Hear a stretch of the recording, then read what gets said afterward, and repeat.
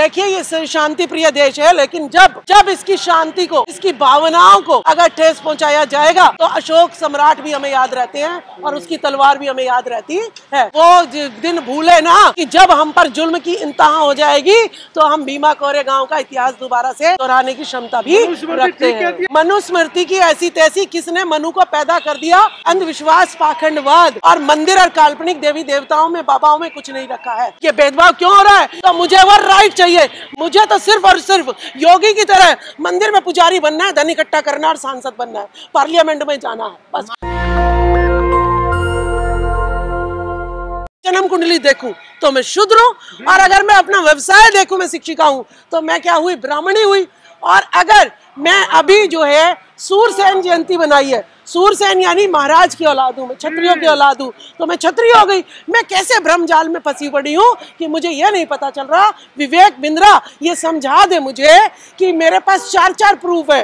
पहले जन्म से आप शूद्र जन्म से नहीं, शूद्र है। शूद्र है तो सरस्वती ब्राह्मणी थी कि क्या थी? उसने कौन से स्कूल खोले, कौन सी किताब को छुआ उसने, कौन सी किताब पढ़ी? तो वो कैसे जो है ज्ञान की देवी, कैसे ज्ञान की, अच्छा धोखाधड़ी की माता है। ये देश जो है जब से मनुवाद आया है, यहाँ क्या पैदा हो रहे हैं? देवी देवता बाबा ये सब पैदा हो रहे हैं। तो ये सरस्वती भी काल्पनिक है कि जो है ज्ञान की देवी है। कौन से स्कूल में गई थी? कौन सा स्कूल खोला था? कौन सी किताब उसके हाथ में है? कोई भी किताब नहीं है। उठाने का कोई हक नहीं है। क्यों नहीं हक?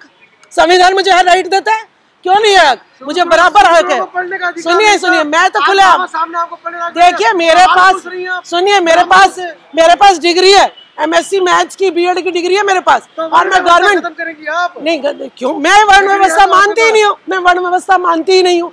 देखिए अगर कोई ब्राह्मण जो है बलात्कार करेगा तो उसको भी संविधान में सजा मिलेगी, ठीक है? ये नहीं है कि ब्राह्मण नीच काम करे और फिर भी ब्राह्मण होगा, वो थप्पड़ भी खाएगा फिर, ठीक है?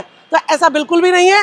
जब शूद्रों का राज आया था, देखिए जब सम्राट अशोक का राज आया था ना, तभी ये देश अखंड भारत बना था, तभी ये देश सोने की चिड़िया आया था। जब से ये मनुवादी जो अपने आप को इंटेलेक्चुअल मान रहे हैं, मुगल यहाँ पर आ गए, अंग्रेज यहाँ पर आ गए, और यहाँ पर अशिक्षा सबसे ज्यादा फैली पड़ी है, यहाँ पे गरीबी सबसे ज्यादा फैली हुई है। लक्ष्मी भी वही, यही सरस्वती भी वही, लेकिन लक्ष्मी और सरस्वती बरस कहाँ नहीं है? जापान में, अमेरिका में, ऑस्ट्रेलिया में, वहां पे बरस रही है। पूजा हम कर रहे हैं, बरस वहां पे रही, तो ऐसी की क्या पूजा करनी? उठा के बाहर फेंकते ना घर से। शांति प्रिय देश है, लोगों को भड़का रही हैं आप।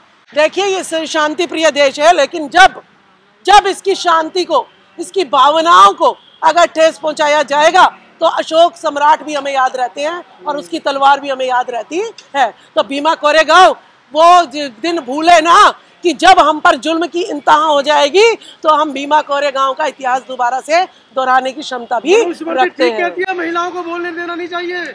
मनुस्मृति की भड़का रही है भावनाएं लोगों की। मनुस्मृति की ऐसी तैसी किसने मनु को पैदा कर दिया। वो महिला जो है अपने आप को जो है लज्जित महसूस कर रही होगी कि मैंने पैदा किया और मुझे ही अपमानित कर रहा है, मुझे ही पाप की योनि बता रहा है। तो जो जननी है वो कैसे नीच हो सकती है, वो कैसे अधम हो सकती है? तो मैं जो है मनुस्मृति के अकॉर्डिंग, अगर मनुस्मृति मुझे कहती है मैं नीच हूँ, तो मनुस्मृति को, मनु को जो है हम श्राप देते हैं कि तेरे जैसा पुत्र कहीं भी पैदा ना हो, नलायक पुत्र। मैडम टीचर है, अपना पढ़िए, बच्चों को पढ़ाइए, सैलरी लीजिए, घर बैठिए, बच्चों को पढ़ाना। देखिए हमें बच्चों को पढ़ा ही रहे हैं कि अंधविश्वास, पाखंडवाद और मंदिर और काल्पनिक देवी देवताओं में, बाबाओं में कुछ नहीं रखा है। आप अच्छी शिक्षा ग्रहण कीजिएगा, साइंस पढ़िएगा, मैथ्स पढ़िएगा, इतिहास पढ़िएगा, साइंटिस्ट बनिए, डॉक्टर बनिए, इंजीनियर बनिए, रिसर्च करिएगा। यहाँ पे रिसर्च जो है, हमें फ्रिज की रिसर्च विदेशों में होती है। राम मंदिर का विरोध कर रही हो आप, इसका मतलब?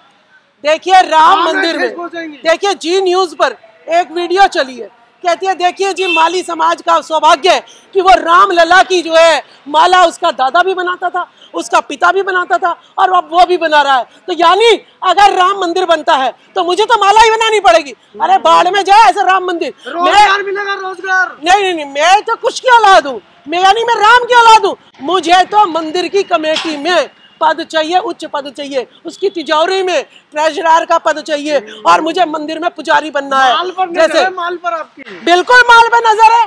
जब जो है ब्राह्मण 3% लोग माल पे नजर रख सकते हैं, जब जो है वैश्य समाज माल पे नजर रख सकता है, तो मुझे कहाँ लिखा है कि मैं माल पे नजर नहीं रख सकती? मैं भी अगर कर्म करूंगी तो मुझे भी धन मिलना चाहिए। मैं राम की औलाद हूँ, मैं राम की औलाद हूँ, तो ठीक है, तो राम का अधिकार मेरा है। ब्राह्मण राम की औलाद नहीं है, मैं कुश की औलाद हूँ, मैं राम की औलाद हूँ, तो मुझे जो है अधिकार मिलना चाहिए।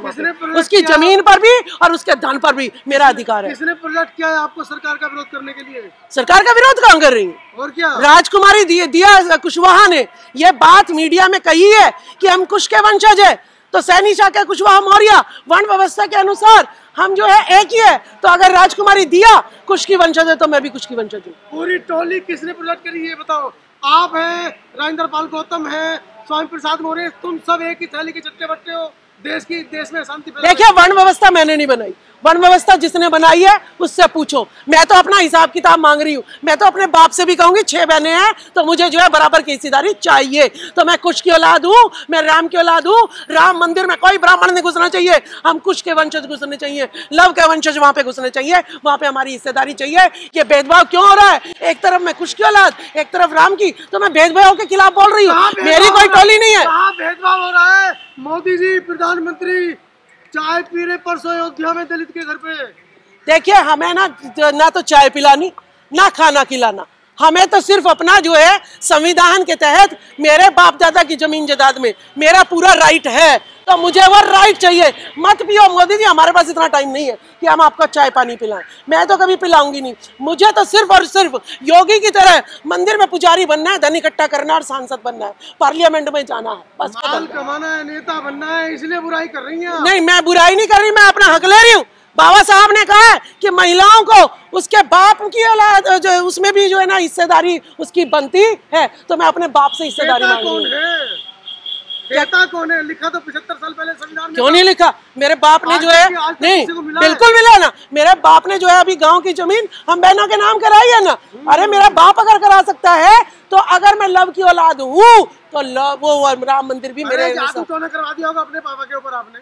जादू संविधान है, ऐसे कैसे जादू टोना करा देगा? मेरे पापा जागरूक है, पढ़े लिखे हैं, समझदार हैं। जादू टोना में जो जादू टोना वो कोई काल्पनिक देवी थोड़ी ना हूँ जो जादू टोना कर दूंगी। और जो है नींबू लगा दिया होगा हवाई जहाज के नीचे, नींबू हरी मिर्च लगती है, आपने भी लगा दिया होगा। अच्छा, तो फिर जब यहाँ पर मनीषा वाल्मीकि के साथ जो है जब दुष्कर्म हुआ तो जो है मिर्ची क्यों नहीं लगाई? तब जो है ना क्यों नहीं हमें पता लगा कि कौन उनके हत्यारे हैं, किसने जो है उसको आधी रात्रि में जला दिया। दिल्ली कैंट में छोटी सी लड़की को जो है पुजारी ने जो है रेप किया, उसको अजली अवस्था में मिला, तब नींबू बना के किसने क्यों नहीं बता दिया कि भाई इसका बलात्कार हो रहा है, जाके रोक लो है। और मणिपुर में 3 महिलाओं को नग्न घुमाया गया, कहाँ वो धीरेन्द्र शास्त्री की पर्ची चली गई और कहाँ नींबू चला गया। तो ये सब पाखंड है, कुछ नहीं है। से भी दिक्कत है आपको? देखिए, हर पाखंडी महिलाएं उनको अपना मानती देखिए, मैं बताती हूँ, जितनी भी महिलाएं हैं, जो सुंदर महिलाएं हैं, वो आसाराम जेल में पड़ा हुआ है, ठीक है, राम रहीम जेल में पड़ा हुआ है। अगर इतनी महिलाएं सिर्फ बाबाओं के डेरे पे जा क्यों रही है, तब उनके साथ इतना सब कुछ शोषण हो रहा है? देखिए, बाबाओं के डेरे पे हमारी महिलाएं क्यों जा रही हैं? क्योंकि ये पुरुष प्रधान देश है। और ज्योतिबा फूले के समय पे भी जो है यही बात कही गई है कि पति जो है पति के सामने पत्नी जो है खड़ी नहीं हो सकती, खाना नहीं खा सकती है। तो ऐसी जो है व्यवस्था जो है मनुवाद ने बना रखी है।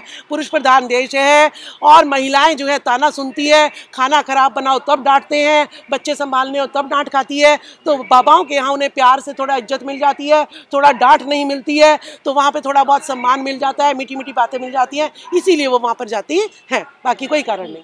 नेशनल दस्तक की आपसे गुजारिश है कि अगर इसको बचाना चाहते हैं तो नेशनल दस्तक को सब्सक्राइब करने के लिए रेड कलर के सब्सक्राइब बटन को दबाएं, फिर बेल आइकन की घंटी दबाएं। नेशनल दस्तक को बचाने के लिए बहुत जरूरी है कि हर खबर को शेयर करें, लाइक करें, कमेंट जरूर करें।